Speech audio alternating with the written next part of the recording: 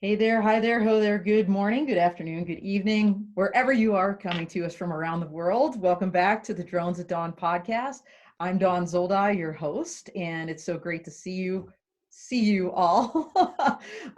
We are in the middle of our drone education training workforce development month. And boy, I'll tell you, there's no group doing more from a development and advocacy standpoint than the Drone Service Providers Alliance.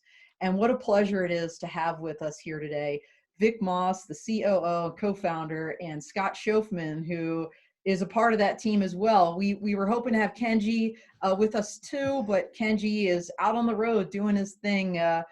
Such is the life of a drone pilot. So he wasn't going to have connectivity. So Scott jumped in. Flexibility is the key to air power. Great to have you here, Scott. Thanks for joining us. Thanks. Happy to be here. Absolutely. So for everybody out there, just remember this is live insofar as you can drop your questions, comments, positive encouragement in the Q&A box, and we'll get to you as we go. But until then, we're going to go ahead and just jump right in. So Vic and Scott both, again, welcome. Thanks so much for being here. It was fun. Thanks for the invite. Yeah. I do want to correct one thing. It's Shtofman. Shtofman. And you know what? So, don't feel bad because it took how long to figure out how to pronounce your name, Scott? I don't know. It's a number of calls, but we got it together, and I'm happy. Well, I appreciate that, and I can't tell you how many times people butcher my own name. They call me Zoldi.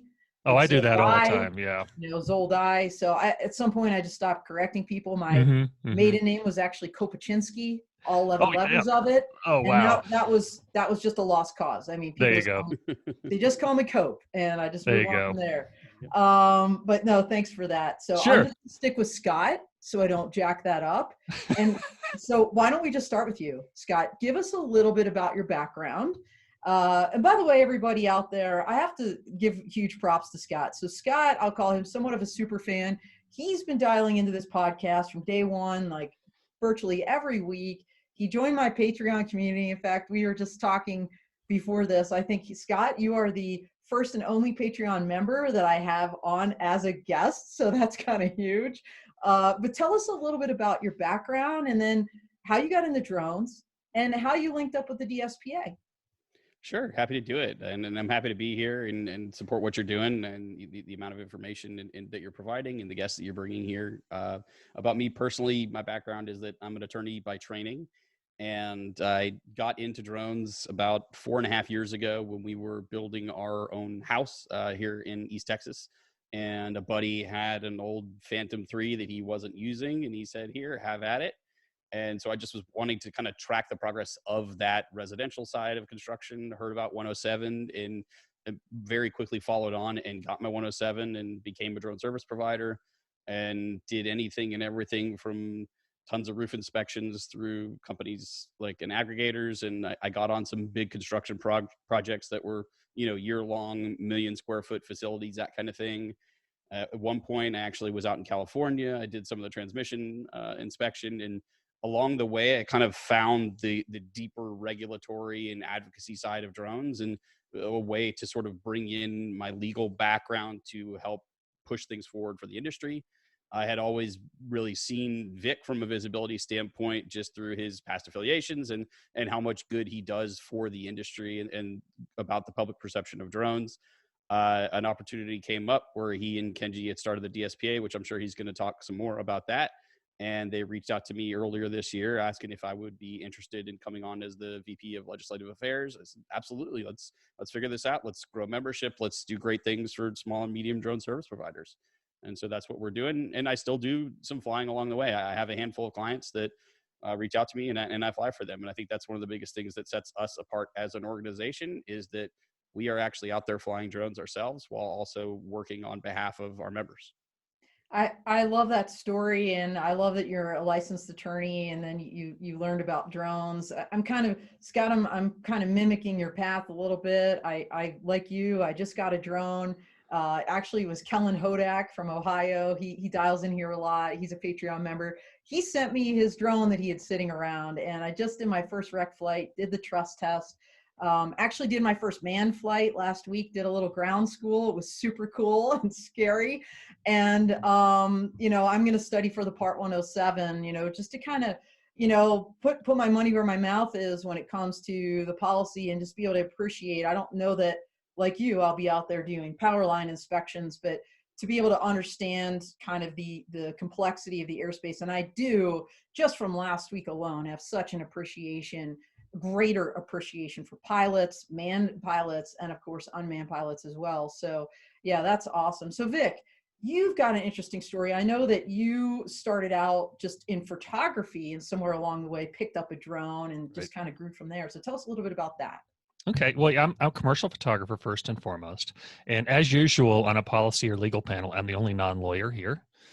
So I always have to point out, I have an art degree, not a legal degree, so plan accordingly. Anyway, yeah, so I've been a photographer for over 30 years. I've owned my own business, specialize in commercial architecture, that kind of stuff. And when drones came on the scene about late 2013, I started kind of getting interested in them. First part of 2014, I bought a little one, learned how to fly it, crashed it almost immediately. And then got into I went to a client and said, hey, these are new. What do you think? Can I fly some of your projects just as a test? And she said yes. And so bought a bought a P2, not a P4 in 2014, and just started flying with a GoPro on it. GoPros are not the world's greatest still camera, so ended up modifying a few of those with some longer lenses, and just kind of went from there. It just really, all I ever wanted to do was fly, take pictures and videos for my clients. But and it ended up, to me, and I'm sure everybody's listening has heard this, but maybe not. To me, the drone was simply the world's tallest, most versatile tripod. I don't know how I many love times when I've you say said that. that. I No, don't know how I many love times. that. It's such a great perspective that, hey, this is a tool. This is the biggest tripod. And Vic, as you're talking, it occurs to me that you're pre 107. Yeah. So when you're buying your first drones and you're flying this and modifying GoPros, you follow this regulatory path the whole way along. Ish. Yeah. Ish. Okay, I like to say that I am an FAA certified non-compliant 333 operator, which basically means I was flying without a 333 and somebody turned me in and I got the letter from the FAA said, hey, don't do that. So it's, it was a whole interpretation issue between the 2012 FMRA and then the Section 333 carve out. So anyway, that's past. This is present.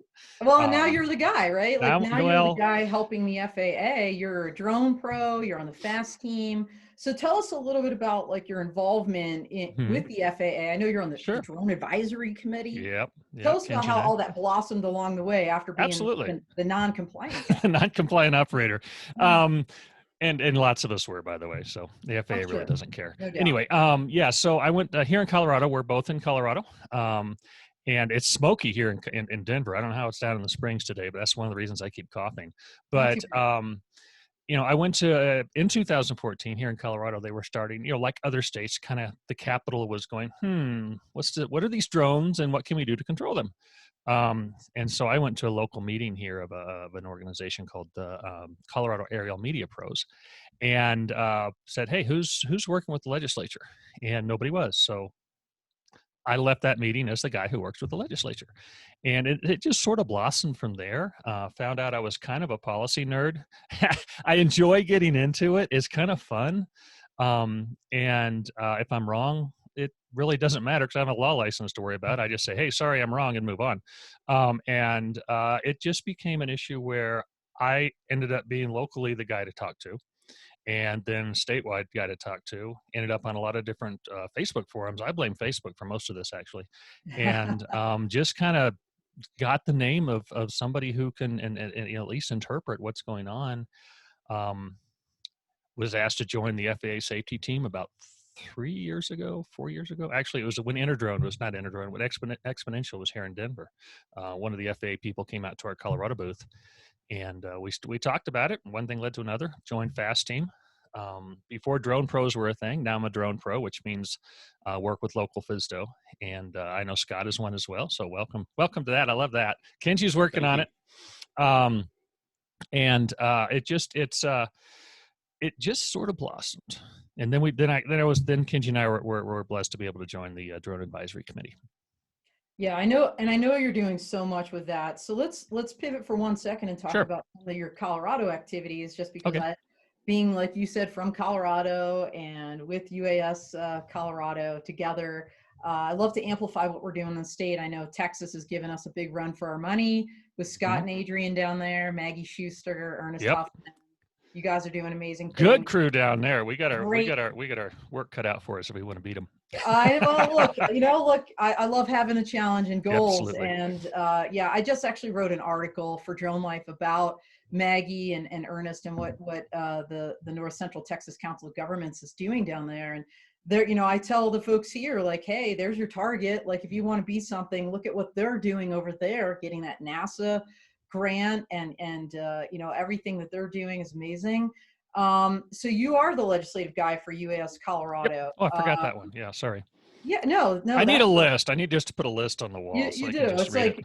like we were. So by the way, everybody, Vic was on Clubhouse last Thursday, and we were joking. Like, I think he's maybe one of the few people that wears maybe more hats than me, and it's just hard to keep track of everything he's doing. So let's talk a little bit about through UAS Colorado, through the FAA, through DSPA. So much of what you do, Vic, clearly your passion is Mhm. developing professionals in this industry, advocating for them. Right. Clearly that's also my passion as well, so we have that in common.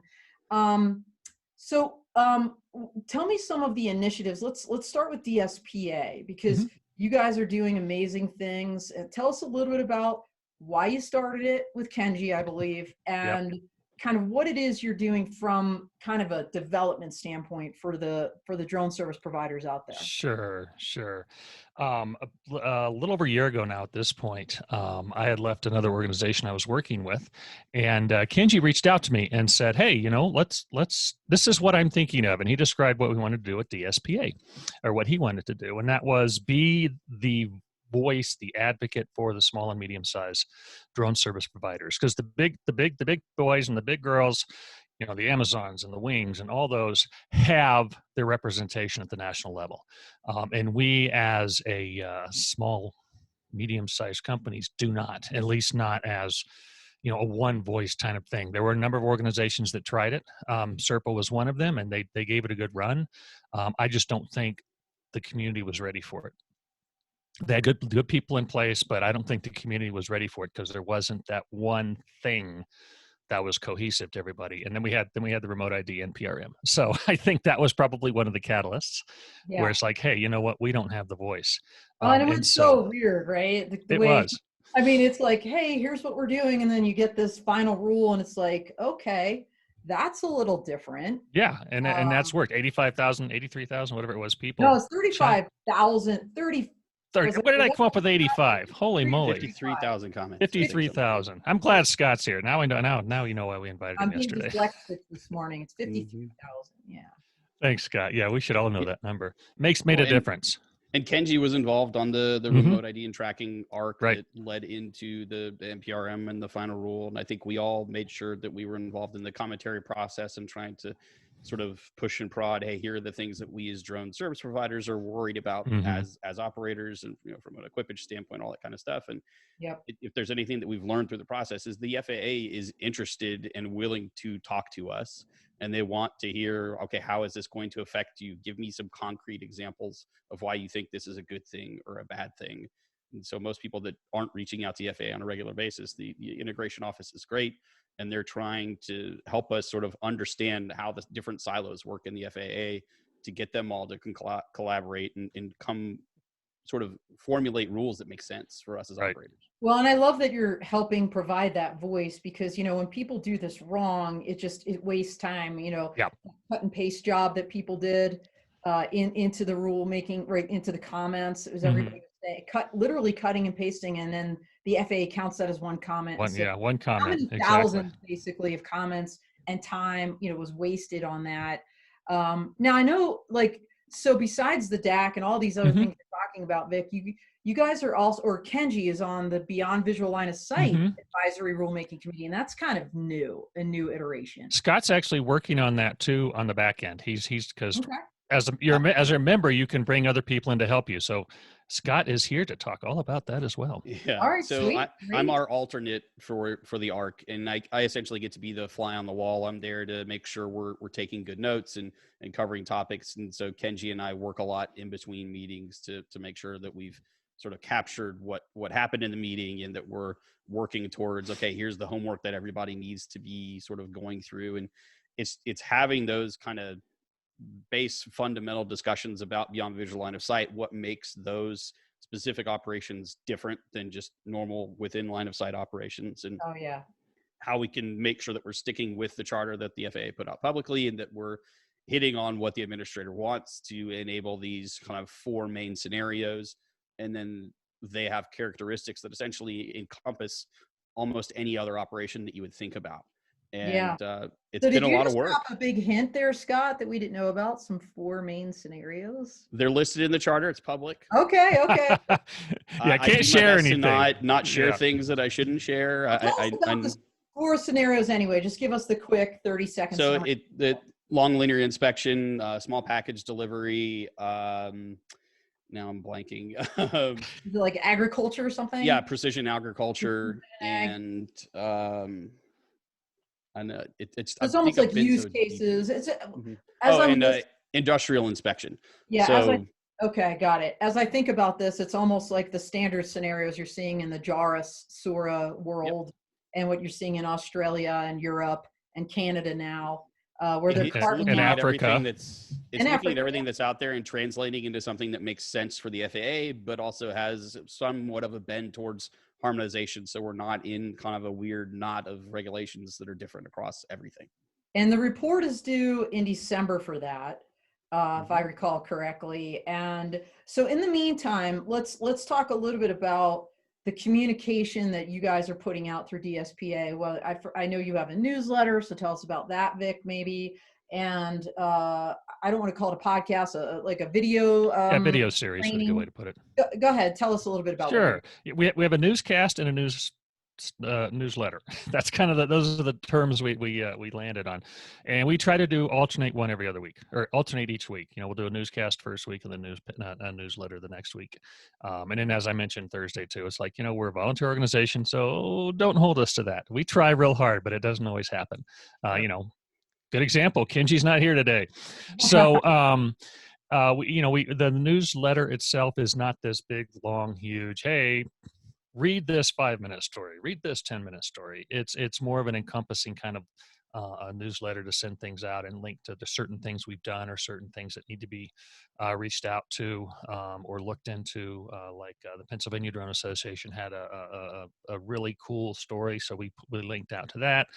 We're not a news aggregator. It is going to be DSPA mostly focused, but that's what we try and do, and it's free. You don't have to be a member to do that. And then we do our newscast. Is that right? Yeah, newscast, of which we just did episode 8 last week and pushed out or getting ready to push out. And it's on our YouTube channel, and it's about the shootings. So, or the shoot downs and the shoot ats and the assaults. Yeah. Which, by the way, just found out another one yesterday, which share more on that. Yeah. Well, it happened in November. So, well, let's talk about it, sure. because this is something we just talked about, the remote ID rule. That was a really big concern from the drone service provider community, that, hey, you're going to be beaming out to the public my location. I'm already getting shot at. So why, yeah, do I get it? Like, a car has a license plate. This is an electronic license plate, but I just feel like it's quantitatively different. Mm-hmm. And so tell us about some of these incidents you're seeing, what your concerns are, and what you guys are doing about it. Well, the incidents we're seeing, either assault, the one here in Colorado was an assault, and then there were 2 shoot downs, 3 now, but the other one was November, but there's some felony charges involved, which is why we're interested in that. Wow. And then one instance where a drone was a weapon was pointed at a drone. And so we're working with the people. The guy in Ohio is incredibly frustrated about the system. His local cops won't do anything. He talked with Canton FBI Friday, and they said, not doing anything. Wow. Not our problem. Yeah. So we're going to see how far we can push that. Jay Merkel was gracious enough the last drone advisory committee to commit to go ahead and working offline with this, and that's something we're trying to get that set in place. As you know, Jay's it's like trying to nail Jello to the wall. And then as well, with schedule wise, trying to get everybody jived up. But it's going to be a multi-agency discussion. It's going to have to be because the FAA, as most people know, is not the criminal I enforcement know division. that's the crazy paradigm here, right? I mean, so aren't you guys working on some kind of almost like like the LEAP program has a card police that says, if there's an incident, here are Yep. your steps, and there's an acronym, I forget what it is. Are you guys working on something like that for the drone? We do. Yeah. We've been talking for months about, hey, you know what? We need to do this. We need to do this. And then what was Zach's episode in Ohio, Kenji and I just said, hey, you know what?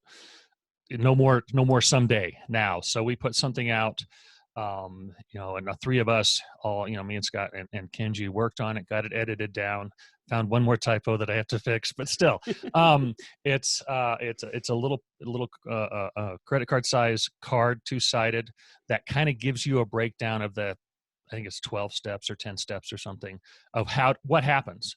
And we've got it set up in our newsletter, which you can find at DSP Alliance newsroom, dspalliance.org. Go to our newsroom. There's a link there, and just carry it with you. It lists the steps. Members also, we set up a special email address for members who have this issue, so then we can actually go in and handhold them. We'll still help other people say this is what you need to do, but as much as we'd love to be able to just handhold everybody because of the passion we have for this industry, it's just not a physical possibility. Since we have real jobs too. Yeah. Well, we were talking also, I think, Vic, you and I both, and Scott, appreciate that every state has, in the district attorney's office, typically a victim advocate. Many people don't know that, and I know that's part of your 12 steps. Yep. Step number 8. Yeah, step number 8. I love that you included that, because when you talk about hand-holding, these programs exist specifically for the state to assist victims of crimes and help them through the process. And that's probably like the best person to work with at that level. Absolutely. On the victim level. One of the major issues we're running against is the ignorance of local law enforcement, and not ignorance in the pejorative sense, ignorance in that they don't understand. So that's one of the things we also try and help them understand, is say, you know what, you've got your LEAP agent, so the Law Enforcement Assistance Program, you've got a LEAP agent assigned to your area. That's your liaison. I strongly suggest that all drone pilots carry, and drone operators carry, a LEAP card with them. The FAA has a LEAP card you can download, and it gives them the numbers of who they can call. Well, they need to be carrying that. They need to be carrying your 12-step card. They need to be carrying their Part 107 license and their trust recreation, their trust test. That's right. Let's my understanding, and Vic, you posted this on Facebook. You mentioned you're very first of all, everybody, if you're not in Vic's Facebook forums, you're missing out. It's the UAV Law and Discussion or something. Right. Okay, room. And that's very much focused on law and policy. Yep. And the other one, is it the commercial? I'm looking it up because I can never commercial remember. SUAS remote pilots. Thank you very much, Scott. Pilots. Yeah. Now I want to make sure that's not my group. I'm just one of the admins on it. Okay. Well. No, so yeah, I just want to make I don't want to take credit away from Daniel, who set that up. Oh yeah, no Daniel worries. Herbert, yeah. And you post up regularly some great stuff. You just posted up a video about, by the way, everybody, if you're not tracking, the FAA just put out, it's weird because it's not technically a notice of public rulemaking. It's almost like an ability to comment on a draft advisory circular, which, Scott, I was scratching my head on the Administrative Procedures Act. It's just a weird thing. I just couldn't get my brain around it. I think it's almost like a rule, honestly, because the content that they put in this 13 whatever page document is very similar to what you're seeing in Part 107. I think very. Vic, what was the video you posted up? That was Greg. Speaking of which, right there, that was Greg. He's one of our sponsors at DSPA. That's why he's there. But Greg put out a phenomenal video at Pilot Institute on their YouTube page. Scott and Kenji and I are going, okay, what are we going to do with this? Because it's not really the DSPA side, although we do fly recreationally as well. Greg put his out, and it's like, there we go. We don't have to now. So he does a phenomenal job of figuring it out. And August 9th or 6th, let's say 6th because it's shorter, is the Right. deadline to get all that comments in. So if he does a really good job of explaining the issues. I mean, we could do it now, but there goes the rest of the time together. No. I mean, I Yeah. think I would commend Greg's video. I Yeah. watched it because you posted it, and I thought it was phenomenal. And what's also weird about the process here is they're almost using. I've been in the government, right? You guys know Right, this. right. For 28 years, almost more than my whole adult life, basically. And they almost put like this, what we call the CRM, a comments review matrix, for people to put their commentary in a very structured way, which it's kind of weird. Yeah. Very weird. It's a lot of what we see in like the standards development organizations. When you have like a model rule that you put up, they want directed comments to specific sections with specific suggestions on how to fix them or make them better, what's wrong with them. Roger that. Hey, you know what? We did get a question from one of our audience members, Thomas Mobley. He asked, what is the LEAP? Oh, that's the Law Enforcement Assistance Program. Assistance Program. Yeah. And Thomas, you can go on the FAA website, look up LEAP, LEAP. It's an acronym, and you'll find that page. By the way, when we're talking about resources, obviously DSPA Alliance, you guys are putting out some great stuff. Pilot Institute is putting out amazing things. If y'all haven't checked out the FAA website and kind of go to the source, and when I say the source, oftentimes they will, they'll summarize things, but they'll link out to the actual draft or the actual, NOTAM or whatever it is you're looking for. Read the primary document, right? I mean, Vic, and what I love about Vic too is that not being an attorney, how he rolls up his sleeves and digs right in there. And I teach in college too, and I just tell them, don't be intimidated if it's a statute. Like you are an American citizen. You don't need to go to law school to be able to read something and understand it. So Vic, you're living proof of that. So, I try. I want to circle back real quick to the FAA site, because it's a phenomenal site. And when I start to type something that starts with an F in my browser, if I hit F, the first thing it does autofills FAA drone zone .faa.gov, because for some reason I go there all the time. But if I hit FAA and then I hit dot, it goes to faa.gov/UAS. I mean, it really is the quintessential website for the FAA rules for drones. And you've got a whole blue section on the left side. You got all these blue links, and one of those is see, there I go right there. Oh, and also FAAsafety.gov is the other one that always pops up. Yeah. It'll do things like it'll have a whole bunch of different things that will have the first responder and law enforcement. That's one of them. If you click on that, that opens up another set of links. And like, I think the top one or the second one below there is the LEAP card. You can go ahead and click on that, and it's a downloadable PDF. Print it out, fold it over, put it in your wallet. As a drone pro, I just ordered another 250 because I get mud all the time. I can order them and carry them with me. I carry probably a dozen or so in my car, in my truck. And then yesterday I went to go shoot a carnival over at Southwest Plaza, and I grabbed a couple and threw them in my pocket just in case. Yeah, no, that's absolutely great advice. So Thomas is also saying he lives in Washington, D.C. I mean, we're all sorry, Thomas. Washington, D.C., it's like you can just pack up and go home. Basically. Yeah, you can, and there are people that do it, but you go through Department of Homeland Security. You have to have police agency with you. And for the most part, at least at first, it has to be something for a government agency. Now there are a couple of companies in the DC area that can now fly for private individuals. But honestly, if you want to fly in DC, go hang out with them, because that's about the closest you're going to get. It's very difficult and unfortunate. I mean, in DC proper, absolutely no drones. That's a no-brainer. Yeah, but it extends so far out into Virginia and Maryland that I think that's unfair to drone pilots. You're right. They did extend that bubble out pretty far. And the DC, I think it's if I recall correctly, the Metro PD, they actually have their own drone unit and drone expert. I have his card somewhere. I'm sorry, I don't remember his name, but when I was in the Air Force, I would go to the Pentagon. He would come to our meetings. He was spectacular. Those guys are really willing to work with people, but you need to work with them is the point. So yeah, there's no special license.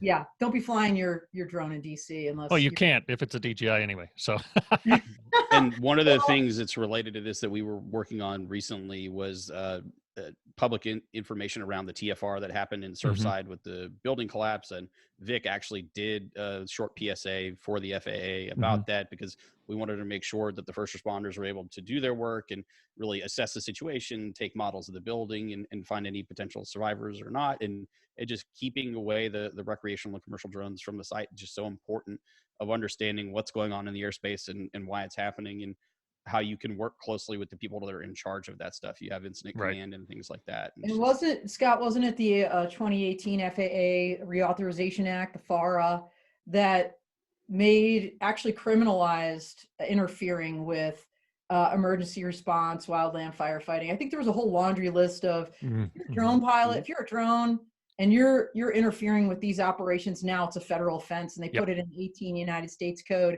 Again, since we're kind of on this education training topic, if you want to know where all the crimes are at the federal level, they're pretty much codified in 18 United States Code, and that's where the FBI has jurisdiction. So no joke, like you can't interfere with an ongoing operation like that. So that's great that you guys are putting that out. All right, we've got a couple minutes. By the way, look, I'm going to take the opportunity to give myself a shameless plug as we're talking about resources. If y'all haven't checked out my website lately, p3techconsulting.com, I post up every single article I ever write on there, all my webinars. I have my own YouTube channel where this will be posted, as well as my own Patreon. So I would love to get more Patreon members. I put a blog up behind there that's exclusive to that group and not public. But yeah, check out what I'm doing, because I'm swimming in the same circles as these two, and we often feed each other information. And I try to help amplify that public education, which is really part of my mission as well.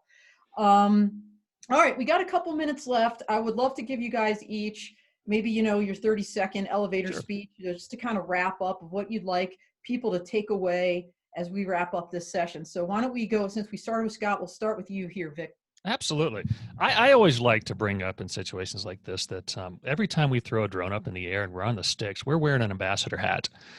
We are the ambassador to the industry, whether it's the commercial or the recreational industry. We are the ambassador. So, don't hide when you're trying to fly. If somebody comes up, talk to you, tell them you need to land. And then you'll talk to them. Odds are the vast majority of people just want to know what's going on. It's cool. They want to see stuff. Show them, say, hey, look what I can see from here. So, be an ambassador, learn the rules, please. And the other caveat I'm seeing more and more, and I really want to push out, is that unless you know the rules, please don't comment on the forums. I am probably correcting more, and others as well, not just me. We're doing more correction of bad advice than we are giving good advice. I love the fact that people are willing to jump in and help, but make sure you know what you're talking about, especially when it comes to airspace and regulations. Yeah, absolutely. And, look, Scott's an attorney. I'm a licensed attorney, just paid my Pennsylvania dues. I'm an artist. I'm not practicing right now. So there's times where you may actually want to call an attorney. And absolutely.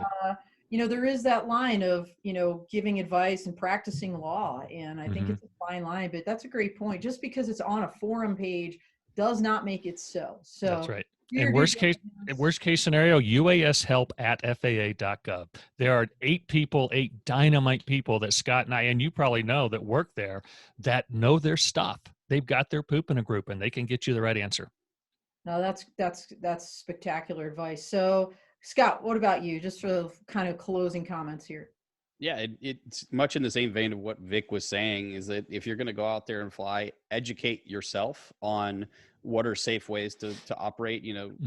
Just because we're not required to have things like checklists or insurance or, having all the laws with you, doesn't mean that those are not the best practices that you should be doing. So make sure that if you want to get consistent and interesting looking footage, that you plan it out before you do it. You understand the airspace that you're going to be operating in. You know the obstacles where you are, and you keep yourself safe so that you're prepared in case something does go wrong, or if somebody has questions, you can say, hey, here's what I'm working on. This is what I'm doing. And these are some of the really cool things that drones can do. I think that we as an industry need to do a constantly better job of improving public perception of drones, because there are lots of great things that we're doing with them.